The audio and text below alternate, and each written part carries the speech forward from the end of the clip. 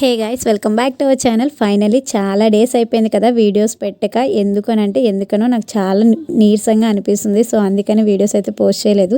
ఏమనుకోమాకండి, ఇక మీదట రెగ్యులర్గా వీడియోస్ అయితే పోస్ట్ చేస్తాను. ఇంకా మనము భూలోకంలో ఉన్న వైకుంఠాన్ని చూడాలి అనుకుంటే కనుక ఖచ్చితంగా స్వర్ణగిరి అయితే వెళ్ళండి.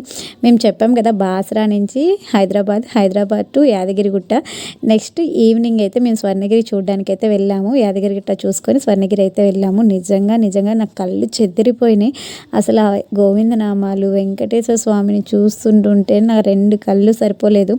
ఎవరైనా వెళ్ళారా? వెళ్తే కనుక నాకైతే కామెంట్ అయితే చేయండి. నిజంగానే భూలోకంలో ఉన్న ఒక వైకుంఠమే స్వర్గంలా ఉంది. అసలు అక్కడ గోవిందనామాలు వింటూ అక్కడే ఉంటుంటే చాలా బాగుంది. నాకు అది వింటున్నప్పుడల్లా, గోవిందనామాలు వింటుంటుంటే నేను చేసిన 7 శనివారాల వ్రతం నాకు బాగా గుర్తొచ్చింది. అప్పుడు మా హస్బెండ్ కూడా అదే అంటున్నారు, నువ్వు కూడా అంతే కదా, పొద్దున్నే గోవిందనామాలు పెడుతూ ఉంటావు కదా అని చెప్పి. చాలా హ్యాపీగా అనిపించింది.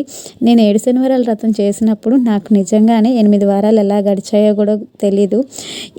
అసలు చాలా అంటే చాలా బాగా జరిగింది.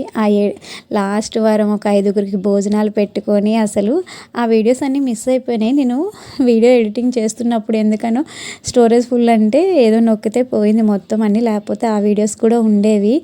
అసలు 5గురికి భోజనాలు పెట్టుకున్నాం లాస్ట్ వారము. అసలు ఈ వీడియోలో చెప్తున్నాను, నేను 8 వారాలు ఉపవాసం ఉన్నాను అన్న విషయం మా ఆయనకైతే అస్సలు తెలియదు.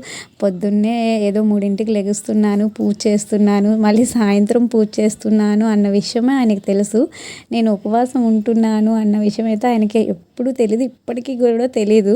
తెలిస్తే నన్ను అస్సలు ఊరుకోరు. ఉపవాసం చేసే పూజలు ఏమీ చేయొద్దు అని ముందే చెప్పేశారు. మీ హస్బెండ్స్ కూడా ఇలాగే ఉంటారా? ఉంటే కామెంట్ అయితే చేసేయండి.